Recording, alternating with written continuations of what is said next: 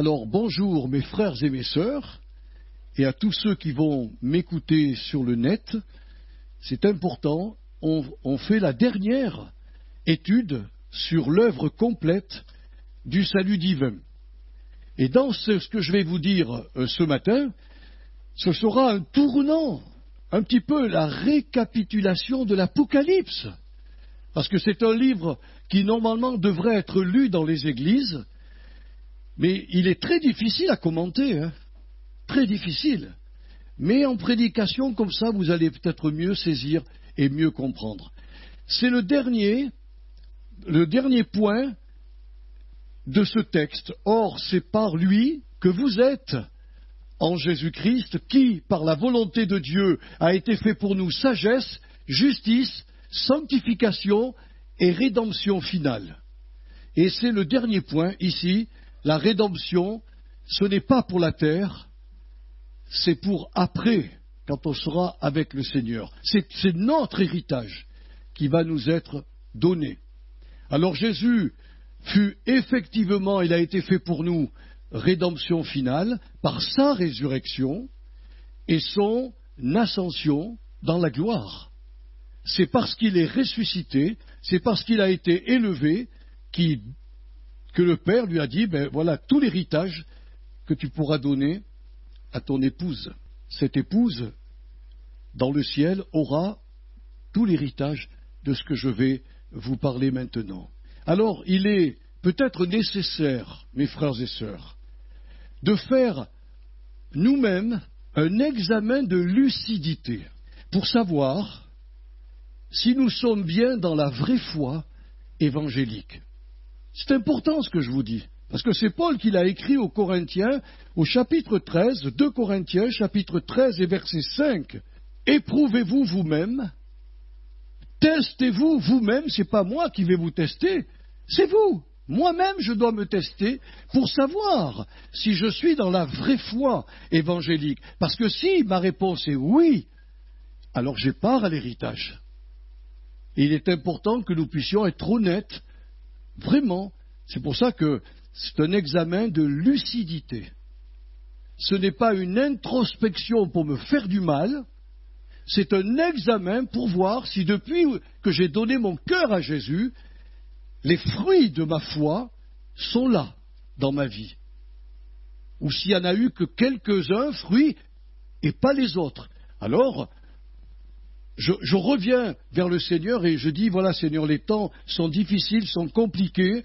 Je m'aperçois que de plus en plus la nature est en colère. Il y a des choses surprenantes aujourd'hui et nous avançons avec une rapidité vers ton retour. Et quand il viendra nous chercher, ce sera irrévocable. Je ne pourrai plus rien prouver au Seigneur. Donc c'est quand je suis sur la terre que je dois avoir cet examen de lucidité. Donc la première grâce attachée à la rédemption finale que Jésus réserve à tous ses élus, c'est que ces élus participeront à la nouvelle création qui fut inaugurée au moment où le corps de Jésus est sorti immortel. Parce que c'est ça la gloire de la résurrection de Jésus. Jésus a dit à son Père, dans les évangiles, je veux que ceux que tu m'as donnés soient avec moi et qui voient la gloire que tu m'as donnée.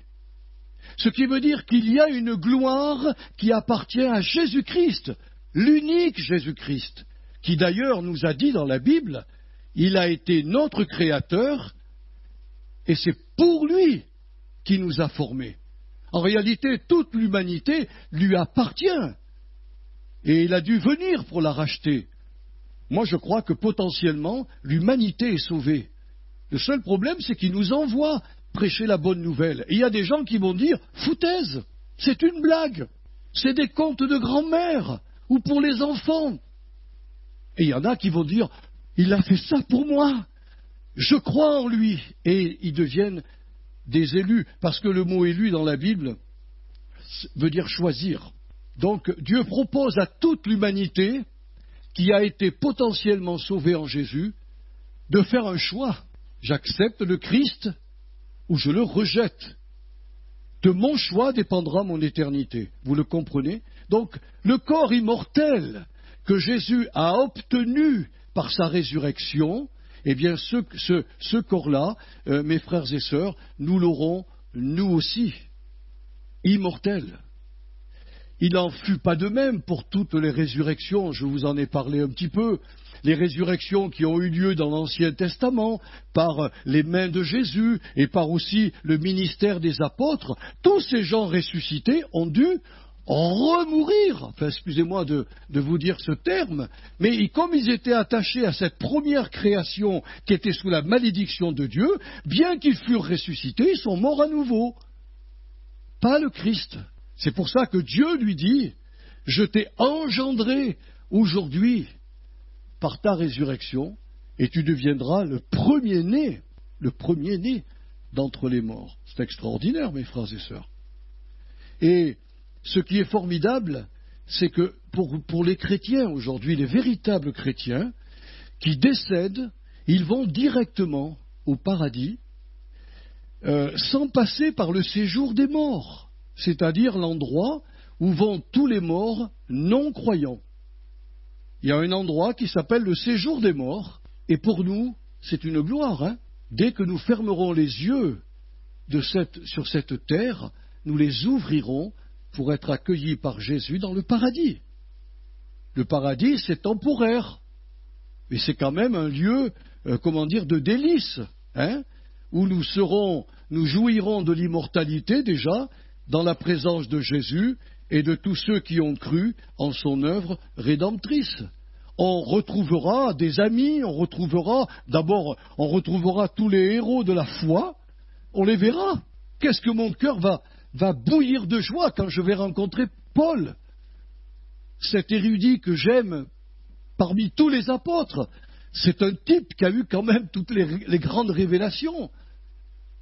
À son contact, je serai émerveillé. Et puis il sera émerveillé de moi. Parce que tous les saints glorifiés seront émerveillés les uns les autres. Il n'y en a pas un qui partira en disant « Oh ben moi j'ai eu un ministère nul ». Mais alors, zéro. Non, non. Paul s'intéressera à Michael et lui dira « Michael, t'as fait quoi toi quand tu étais sur la terre ?» Ah ben j'étais là-bas au poste de commande. J'ai présenté des fois la Sainte Seine, j'ai apporté la parole de Dieu, j'ai fait ce que je pouvais faire avec mes capacités et mes dons. Oh, c'est génial! Ah ben dis donc Michael, raconte-moi ta vie. Et on passera du moment à se partager les uns les autres. On ira voir Élie, on lui dira merci Élie d'avoir été dépressif un jour. Parce que moi je l'ai été, et puis tes paroles m'ont encouragé. On ira voir Moïse, on lui dira merci surtout d'avoir dit à Dieu, tu ne peux pas faire avec moi un grand peuple, puisque c'est Abraham à qui tu as fait la promesse. Merci de ce que le peuple Israël est là. Oui. Et de ce que nous avons été rattachés à l'olivier sauvage. La seconde grâce, attachée à la rédemption finale que Jésus réserve à ses élus, c'est qu'ils ne connaîtront jamais la seconde mort qui est appelée dans l'Apocalypse les temps de feu. C'est un lieu de tourment éternel qui a été préparé pour le diable, les démons, l'Antichrist, qui est appelé la bête immonde, le faux prophète, ainsi que toutes les âmes incrédules qui seront définitivement séparées du Créateur. Regardez ce qui est écrit, je vais vous donner la référence après. Heureux et saints, ceux qui ont part à la première résurrection. La seconde mort n'a point de pouvoir sur eux. Et la mort et le séjour des morts furent jetés dans les temps de feu. C'est la seconde mort, les temps de feu. Quiconque ne fut pas trouvé écrit dans le livre de vie fut jeté dans les temps de feu. Apocalypse 20, verset 6 et verset 14 au verset 15. Non seulement on va participer à la nouvelle création qui appartient à Jésus, on sera immortel, mais on n'a pas besoin, on ira au paradis, mais on n'a pas besoin de connaître la seconde mort. Ça vaut la peine, mes frères et sœurs, de persévérer dans la foi, Vraiment, ça vaut la peine. Parce qu'il est dit, heureux et saints ceux qui ont part à la première résurrection. Alors je peux vous dire que des théologiens, malheureusement, ont été séduits par le diable pour faire croire aux croyants que, après Jésus-Christ, quelqu'un a pu ressusciter et monter au ciel. Si cette personne était vraiment ressuscitée, alors elle aurait eu part à la première résurrection et pas nous. Il est dit, c'est Paul qui le dit, Christ est les prémices de ceux qui sont morts. Ensuite, nous les chrétiens, nous le suivrons dans la résurrection. Ensuite, il y aura une seconde résurrection pour l'ensemble de l'humanité. La troisième grâce, attachée à la rédemption finale que Jésus réserve à ses élus, sera d'obtenir en sa présence le statut officiel de juste et de saint, alors que sur la terre, nous en avons que la position. Quand Dieu nous voit, il nous voit dans une position de justice et de sainteté, mais on ne l'est pas dans la réalité. Tout mon être, si le Seigneur enlève le vêtement de Jésus, le vêtement de justice et de sainteté, tout mon être est sale. C'est une position dans laquelle il a placé tous les croyants. Quand on entrera dans la présence du Seigneur, nous serons tous, vraiment tous, réellement saints et réellement justes devant Dieu, comme des êtres vraiment identiques au Fils de Dieu. Regardez ce qui est écrit dans Romains 8, verset 24 ou verset 25. C'est en espérance que nous sommes sauvés. Or, l'espérance qu'on voit n'est plus espérance. Ce qu'on voit, peut-on l'espérer encore? Mais si nous espérons ce que nous ne voyons pas, alors nous l'attendons avec persévérance. C'est pour cela qu'on se réunit. C'est pour cela que l'on prie, c'est pour cela qu'on participe à la Sainte Seine, qu'on participe aux prières, qu'on participe à l'écoute de la parole de Dieu, à l'enseignement, parce que tout cela sont des outils pour faire grandir Jésus dans nos vies. Mettez un chrétien en dehors des assemblées, il va dessécher. Il va peut-être dire je suis chrétien ou chrétienne, mais je me nourris de quoi ? Souvenez-vous de l'eunuque l'Éthiopien qui repartait en Éthiopie en lisant le prophète Ésaïe et il ne comprenait pas le passage.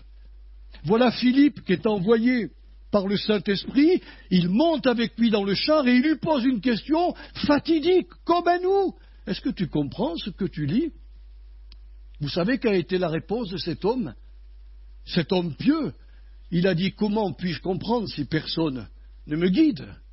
Ne croyez pas que Dieu s'est trompé en donnant des pasteurs, en donnant des docteurs, en donnant des théologiens. Il ne s'est pas trompé, le Seigneur. Il savait que les chrétiens auraient la faculté de lire la Bible, mais il leur faudra des hommes, des femmes, parce que je crois au ministère aussi des femmes dans ce domaine, pour les instruire et leur faire comprendre le sens profond de certaines choses. Dans la Bible, comme j'essaye de vous le donner quand on traduit un mot en hébreu ou en grec qui ouvre notre esprit et nous apporte des révélations. Voilà pourquoi on persévère, mes frères et sœurs. La quatrième grâce attachée à la rédemption finale que Jésus réserve à ses élus sera de les faire participer donc à la première résurrection, comme on l'a vu tout à l'heure, lorsqu'il s'approchera de la terre dans les airs. Ça, c'est un problème, je ne peux pas vous l'expliquer, mais la Bible nous dit que le retour de Jésus se passe en deux phases. La première phase, il quitte son ciel avec les anges, mais il s'arrête dans les airs. C'est comme la truc spatiale. Et c'est parce qu'il est là-haut qu'il attire toute son Église à lui. Tous les corps des saints de l'Ancien Testament et du Nouveau Testament ressusciteront en premier et seront attirés vers le Seigneur. Donc ceux qui sont morts depuis des millénaires, il n'y a plus rien, mais il y a les atomes qui sont, on ne sait pas où, mais les atomes sont là. Et voilà que les atomes sont réveillés par la trompette divine que les atomes vont entendre. que nous, on n'entendra pas, mais nous, les atomes, vont entendre. Et ils vont tous se rejoindre et monter au ciel et prendre la forme d'un corps spirituel qui sera donné au sein de l'Ancien Testament et au sein du Nouveau Testament. Et l'apôtre Paul a rajouté, et nous, si on est encore vivant sur la terre, eh bien nous sommes transmués, changés, en un instant et en un clin d'œil. C'est ça, ce qui veut dire que c'est tellement rapide, c'est tellement instantané. Nos atomes vont dire, waouh, on change de corps, on est transmués. Et oui, tous les chrétiens monteront, mais on ne va pas devancer ceux qui sont morts. Eux ont la priorité. Mais nous, on sera aussi enlevés, donc ça se passe quand même assez rapidement. Voilà ce que Paul a écrit quand les morts et les vivants vont rejoindre le Seigneur dans les airs. Voici, je vous dis un mystère, nous ne mourrons pas tous, mais tous nous serons changés en un instant, en un clin d'œil, à la dernière trompette. La trompette sonnera et les morts ressusciteront incorruptibles, et nous serons changés. 1 Corinthiens 15, versets 51 à 55. C'est pas prodigieux, ça? Je ne sais pas combien de millions et de millions d'êtres vont quitter cette planète au son de la trompette, la dernière trompette. Mais ce qu'il nous faut savoir, c'est que la première résurrection englobe donc les saints de l'Ancienne Alliance, Daniel 12, verset 2, les saints de la Nouvelle Alliance, là on vient lire le texte, les saints qui se convertiront sous le règne de l'Antichrist, parce qu'il y aura des gens qui vont se convertir et payer certainement le prix fort. En se convertissant, ils seront en rébellion contre l'Antichrist qui, certainement, les mettra à mort. Il y aura certainement des païens, des juifs, des arabes. Et il y a aussi les saints qui seront restés fidèles au Seigneur pendant le millénium. Nous, on peut croire que dans le millénium, tout le monde va ensuite rejoindre le Seigneur. Non, lisez la Bible. À la fin du millénium, Satan sera relâché et il ira séduire la jeunesse qui n'a jamais connu ce que nous on a connu. Ils auront connu que la paix, ils auront connu que la joie, ils auront connu que la justice, mais le règne d'un roi avec une main de fer, mais d'amour en même temps. Ce qui veut dire que les nations seront obligées, à l'appel de Jésus, de venir à Jérusalem et d'adorer le roi des rois. Et il y en a des rebelles dedans, et quand le diable sera relâché, il ira captiver tous ces rebelles qui viendront à Jérusalem en fin de compte, pour piquer la place de Jésus. Et la Bible nous dit que là, un feu céleste tombera et les brûlera, les consumera tous. C'est écrit dans la parole de Dieu. Mais il y aura des saints, donc, qui se seront convertis pendant le millénium, et vraisemblablement, tous les saints aussi, qui, au jour du grand jugement dernier, seront reconnus par Jésus comme étant ses brebis, pour la simple et bonne raison qu'ils auront secouru les chrétiens, les disciples malades, nus, en prison, ayant faim, et qui sont persécutés. Ces gens-là diront à Jésus, mais quand est-ce qu'on t'a vu avoir faim? Quand est-ce qu'on t'a vu être persécuté? Quand est-ce qu'on t'a vu être malade? Et il dira, tout ce que vous avez fait à l'un de ces plus petits de mes frères, c'est à moi. Et là, il triera, la Bible dit, il triera toutes les nations comme un berger trie les boucs des brebis. Et ces brebis-là, mes frères et sœurs, entreront avec nous dans le royaume, puisqu'il leur dit, vous m'avez fait ça, prenez possession du royaume qui vous a été préparé dès avant la fondation du monde. La première résurrection touche ces gens-là jusqu'à l'aurore du jugement dernier. L'élévation dans les airs à la rencontre du Seigneur Jésus sera pour l'Église un temps de jugement et non de perdition. 1 Pierre chapitre 4 versets 17 à 18, il dit le jugement commence par la maison de Dieu. Ce jugement sera accompagné de récompenses ou ou pas, comme on dit dans la publicité, où chacun et chacune recevra selon le bien ou le mal accompli dans leur corps de chair et de sang. Ce jugement impartial aura lieu sous le regard de Jésus, dont les yeux, nous dit Apocalypse 1, verset 14, sont semblables à une flamme de feu. À la suite de ce scan divin, le Seigneur accordera aux uns son approbation avec des responsabilités nouvelles à exercer dans son règne de 1000 ans, Apocalypse 20, verset 6, et aux autres sa désapprobation avec la perte de plusieurs récompenses pour avoir été complaisants envers leur chair, envers les désirs de leur chair, pour avoir été peut-être paresseux et de ne pas obéir à la vie de l'Esprit Saint qui nous conduisait à nous dépouiller. Voilà, ces gens-là qui sont reconnus quand même comme chrétiens, et c'est le Seigneur qui les reconnaîtra comme chrétiens. De toute manière, si vous montez, vous êtes reconnus comme chrétiens. Si vous ne montez pas, c'est que vous n'êtes pas chrétien. Je suis horrifié d'entendre des gens dire que l'Église va être divisée en deux à l'enlèvement. Il y a les chrétiens qui sont remplis de l'Esprit vont monter, et ceux qui ressemblent aux vierges folles vont rester. Ça, c'est pas dans la Bible. Ce n'est pas dans la Bible.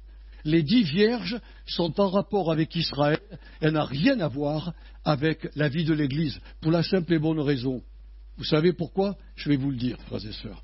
C'est quand Jésus a prêché sur les 10 vierges, personne, ni lui, n'était au courant de l'Église, ni du baptême du Saint-Esprit.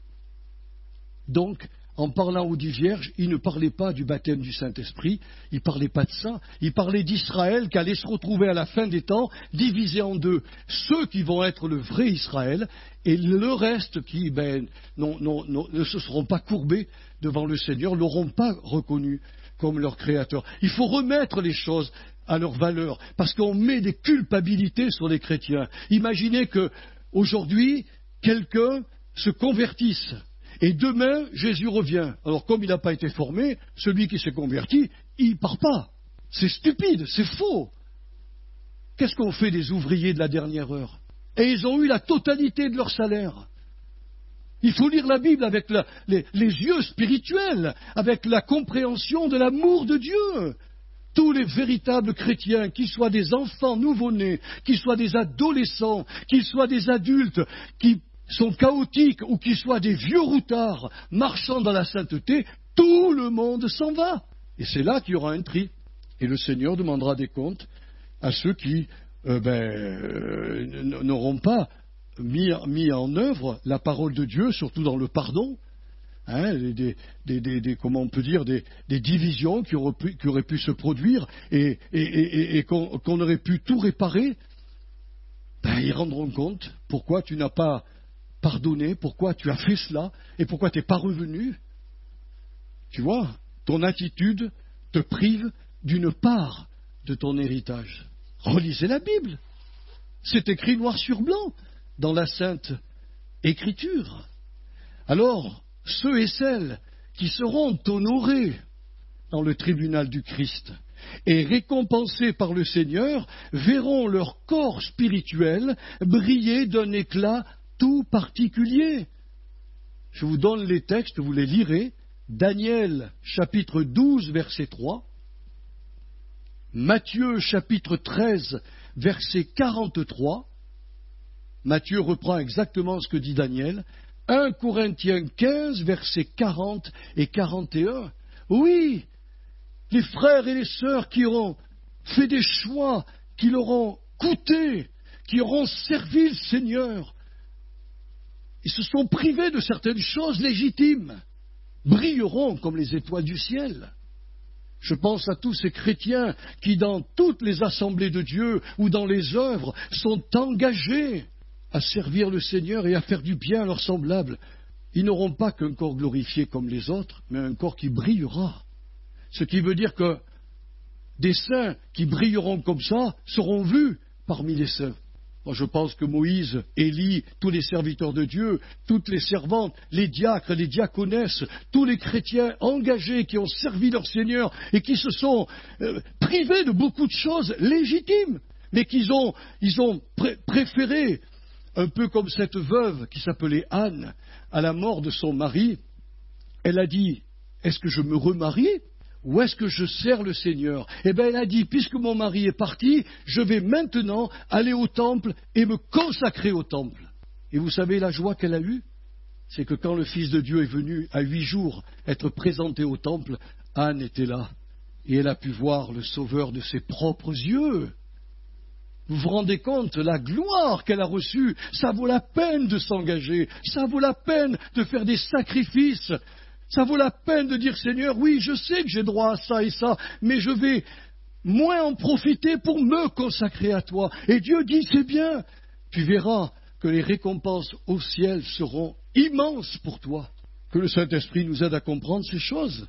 Et durant cette période, devant le tribunal du Christ, certains événements se produiront sur la terre.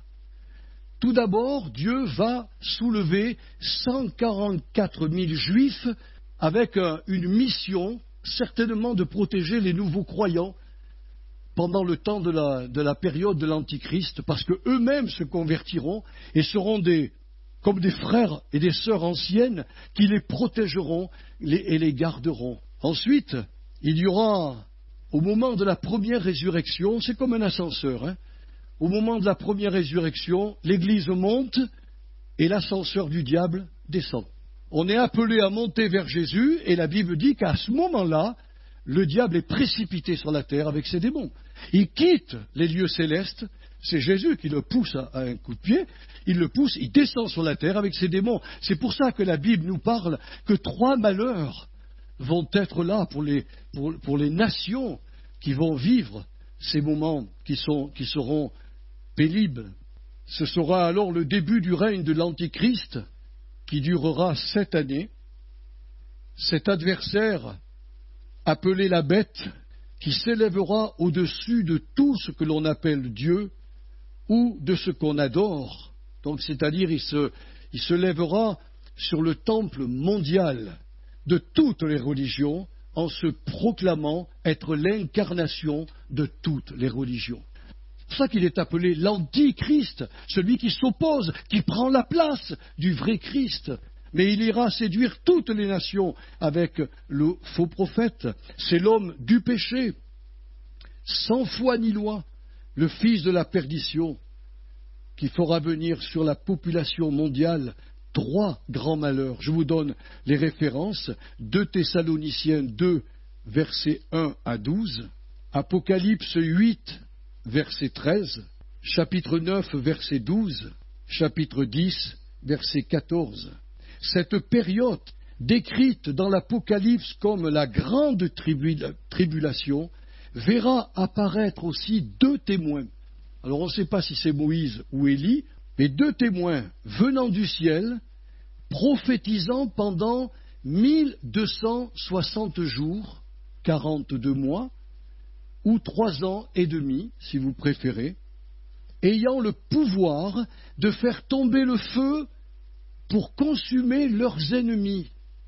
Ça me rappelle un passage de l'Ancien Testament où un roi a envoyé plusieurs cohortes de 50 hommes en disant au prophète, « Tu descends de ton trône, tu viens et tu nous suis, homme de Dieu. » Vous avez dit « homme de Dieu ?»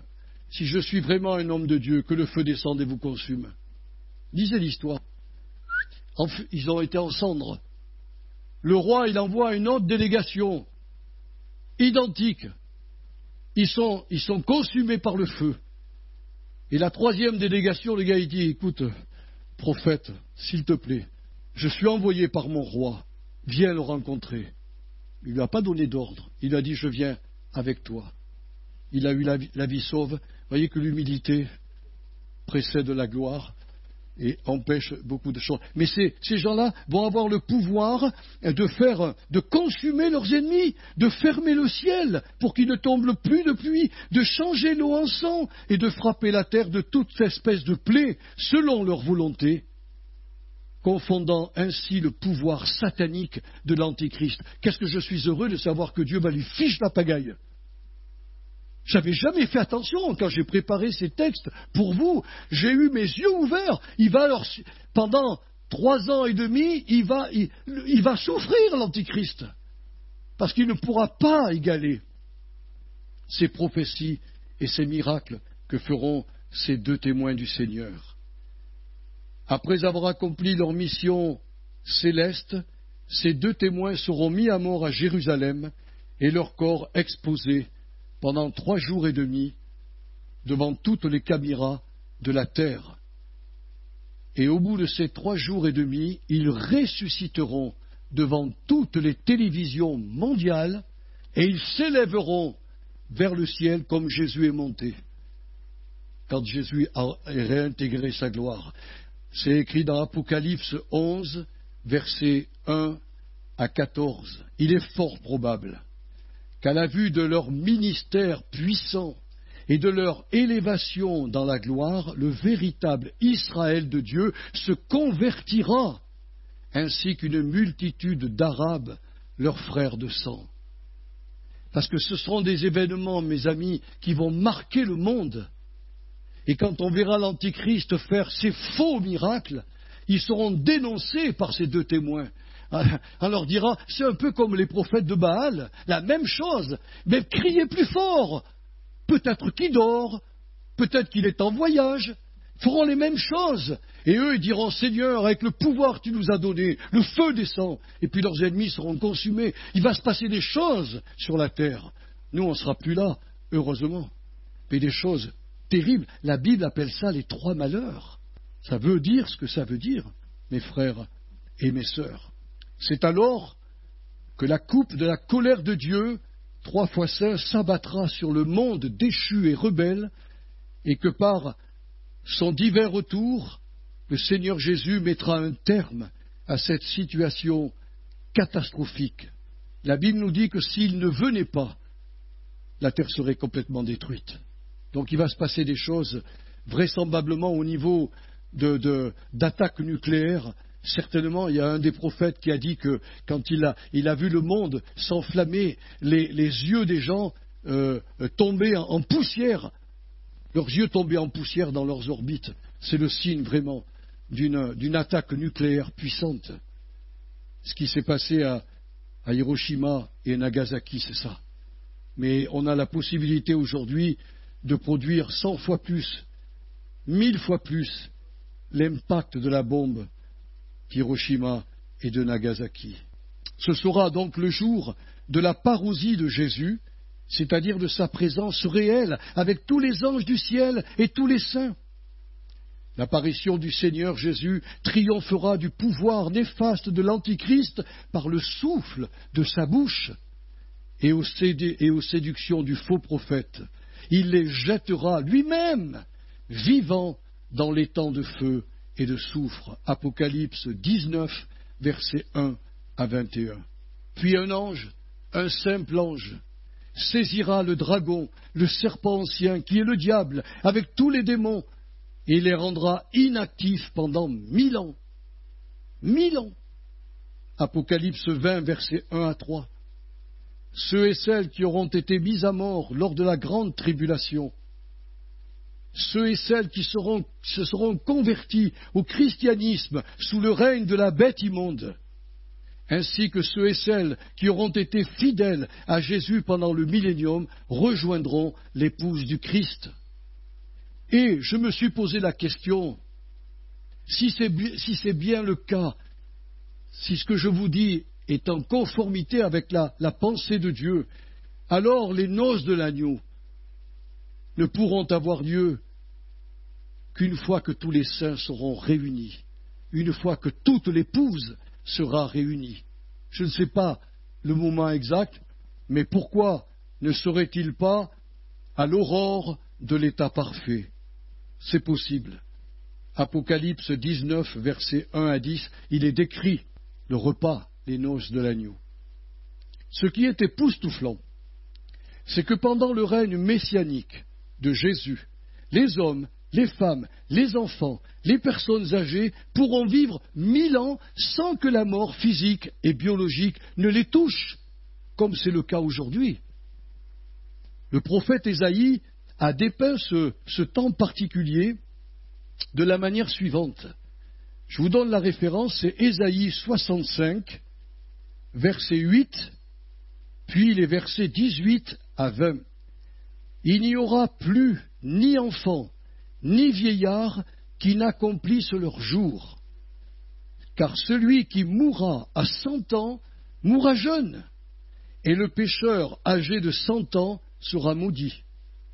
Ce n'est qu'après le règne millénaire de Jésus-Christ que Satan et les démons seront à nouveau déliés de leur prison et chercheront à séduire, comme je vous l'ai dit tout à l'heure, les générations qui ne connurent que le roi des rois, mais pas du tout les autres civilisations, les démocraties ou les dictatures. Eh bien, malgré cela, sous l'égide du roi des rois, du seigneur des seigneurs, ils se rebelleront. Le diable, il a quand même des arguments pour faire tourner les gens contre le Christ. Et voilà que le diable et ses démons qui les séduisaient, et ils seront jetés pour toujours dans les temps de feu et de soufre. C'est alors qu'aura lieu la seconde résurrection. Nous, on a eu part à la première, on aura part à la première, mais il y a une seconde résurrection où tous les morts depuis Adam jusqu'au dernier qui mourra sur cette terre comparaîtront devant le trône du grand trône blanc, pour être équitablement jugés par le Seigneur Tout-Puissant. Des livres contenant toutes leurs œuvres seront ouverts et chacun recevra de Dieu la sentence finale pour leur éternité, sachant qu'il y aura encore quelques personnes qui seront considérées comme des brebis appartenant à Jésus, c'est ce que je vous ai dit tout à l'heure, parce qu'elles auront aidé, secouru et visité des chrétiens persécutés et en détresse. Et ces chrétiens-là, eh bien, Jésus était en eux, et chaque œuvre, chaque secours qui leur a été apporté a été fait à Jésus. Et ils ne perdront jamais leur récompense. Voilà ce que dit le Seigneur. Ce n'est qu'après le jugement des nations que la mort et le séjour des morts seront jetés définitivement dans les temps de feu au siècle des siècles. Apocalypse 20, versets 11 à 15. Alors, mes frères et sœurs, le rétablissement de toutes choses dont Dieu a parlé par la bouche des saints prophètes et que nous rappelle l'apôtre Pierre dans les Actes, chapitre 3, verset 21, s'accomplira pour la terre et les cieux comme pour la nature qui a été soumise à la vanité. Tous connaîtront, alors je vous donne le terme grec, c'est la palingénésia, eh bien la terre, les cieux seront totalement régénérés. Ils disparaîtront de la vue des hommes et des femmes et ils seront refaits par le Seigneur. De nouveaux cieux, une nouvelle terre, apparaîtra. Ce qui est surprenant, il est dit que sur cette terre-là apparaîtront plusieurs arbres de vie, produisant 12 fois leurs fruits. Moi, ça m'a interpellé. Je me suis dit, pourquoi? Normalement, tous ces gens devraient être dans l'immortalité totale. Ils ne le seront pas comme nous. Ils auront une résurrection, certes, mais pas comme l'épouse. Nous, participant à la vie du Christ, nous participons à l'immortalité du Christ. Eux, bien qu'ils seront sur la terre, ils pourront avoir des moments de fatigue, de faiblesse, ils prendront le fruit, et ce fruit les régénérera pour l'éternité. J'ai essayé de comprendre, mes frères et sœurs, quel était le privilège entre ceux qui seront sauvés et sur la terre et ceux qui feront partie de l'épouse. Eh bien, je pense qu'il y a là un point qui est intéressant. Nous rentrerons dans l'immortalité, eux auront besoin toujours des fruits de l'arbre de vie. Parce que sinon, ça ne vaut pas la peine de le marquer dans l'Apocalypse.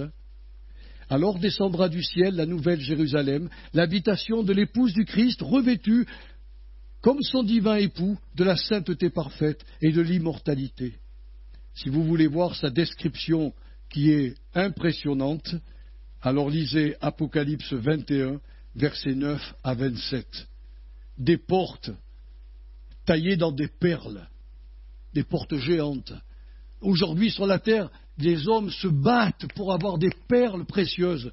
Nous, dans le ciel, on aura des portes entières de perles. On marchera sur une mer de cristal et de diamants. Vous pouvez l'imaginer, ça?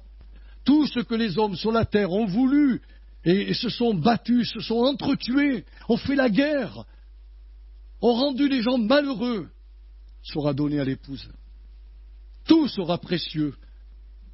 Lisez, c'est impressionnant. Dans cet état parfait, Dieu essuiera lui-même les larmes de ceux et de celles qui auront tant souffert et pleuré ici-bas, leur promettant que désormais, il n'y aura plus ni deuil, ni cri de douleur, parce que le mal et la mort ne seront plus. Et le Seigneur Jésus, en compagnie de son épouse, fera toutes choses nouvelles. Ce que vous remarquerez en relisant l'Apocalypse, il est dit, Jean dit, je n'ai pas vu ni de soleil, ni de lune. Alors il a interrogé l'ange qui lui donnait cette révélation. Il lui a dit, mais il n'y a plus besoin de soleil, il n'y a plus besoin de lune, c'est Dieu qui les éclairera. Vous vous imaginez? C'est un soleil qui va durer tout le temps et qui nous éclairera tout le temps. Alors je termine avec ce grand cadeau qui sera réservé à l'épouse, et comme ça tu pourras y aller et finir à temps. C'est à ce moment-là que s'accomplira envers l'Église épouse du Christ l'une des plus grandes promesses, prodigieuses promesses, qui est écrite dans 1 Corinthiens, chapitre 15, versets 24 à 28. Je vous lis cette promesse. Ensuite viendra la fin, quand Jésus remettra le royaume à celui qui est Dieu et Père, après avoir détruit toute domination, toute autorité et toute puissance, afin, c'est le but, afin que Dieu soit tout en tous. L'expression grecque en tous signifie à l'intérieur de tous, désignant, c'est-à-dire de tous les élus, de ceux qui seront reconnus épouses, désignant une habitation réelle de Dieu en chaque élu et correspondant en tout point à la prière sacerdotale que Jésus adressa à son Père quand il était sur terre en Jean 17, 21.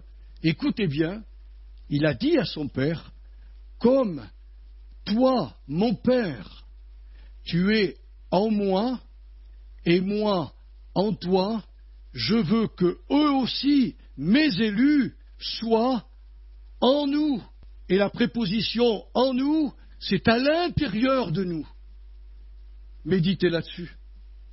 C'est fou, c'est époustouflant, c'est extravagant, on ne peut pas imaginer.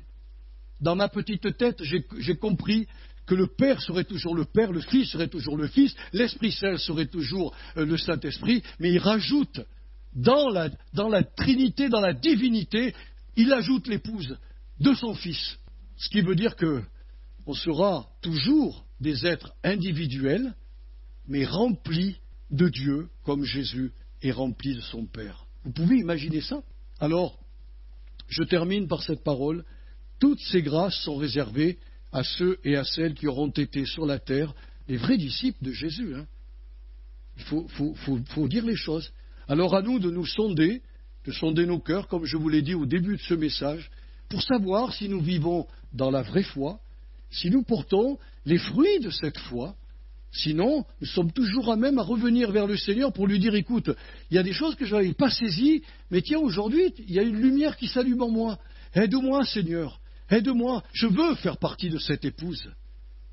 Et alors le Seigneur vous pardonnera vos erreurs, votre paresse peut-être, vos manquements, et il vous remplira de son esprit, et il vous permettra de vivre une belle vie sur la terre au sein de l'Église des chrétiens, de travailler pour lui, de faire votre part, de porter les fruits qu'il veut que vous portiez, jusqu'au jour où il vous dira maintenant, il est temps que j'entre en toi et que je déverse en toi tout ce que j'ai donné à mon fils, tout ce que est mon fils, je veux te remplir comme lui. C'est pas beau? Seigneur, on te remercie ce matin. J'ai essayé de faire une synthèse de l'Apocalypse. Ça évite de prendre les textes et de nous perdre dans les images qui ont été représentées. Mais j'ai essayé de montrer le fil, Seigneur, qui va nous conduire jusqu'à ce moment où, oui, cette grande promesse sera réalisée pour l'épouse, parce que le Christ, ton Fils, descendra de son trône, te remettra son royaume, afin que tous ses élus, toute son épouse, soient remplis de toi comme lui est rempli de toi. Ça me dépasse, je n'ai pas de mots pour expliquer ça, je le crois tout simplement. Alors je bénis mes frères, je bénis mes sœurs ce matin, et je prie pour que toi, ô Dieu Tout-Puissant, tu les gardes, tu les protèges de la tentation, tu les protèges du diable, tu les protèges de la séduction, et tu les conduises tous les jours de leur vie pour qu'ils vivent à part entière tout l'héritage que tu as promis aux saints et à tes élus. Qu'il en soit ainsi et que Jésus, notre Sauveur et notre Seigneur, soit ce matin encore pleinement glorifié par nos vies. Amen.